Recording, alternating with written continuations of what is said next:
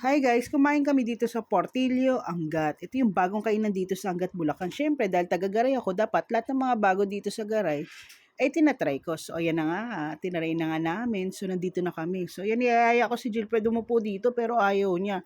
So, ayan yung place. Ito, nakakuha na kami ng upuan. Ito yung mga main menu nila. So, ayan, tingin-tingin na lang kayo. Ang in-order namin dyan, syempre, yung best seller nila. Ayan, so yan, check. Tapos bumili din nga pala ako dito ng prop.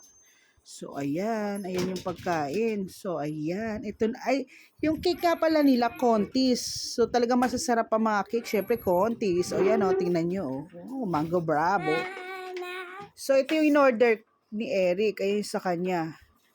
Nakalimutan ko yung pangalan. Mommy? Basta sa akin, baked Mommy, brick. you hear me? Spare ribs daw, sabi ni Eric. What's this food? Yeah, we eat there. So, ayan. So, kay Jill pa, chicken honey glaze. So, ayan.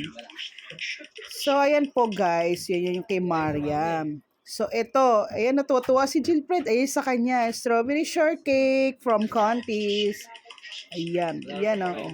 So, kakain kami ulit dito. Mauulit-ulit kami. So, ayan yung sa akin.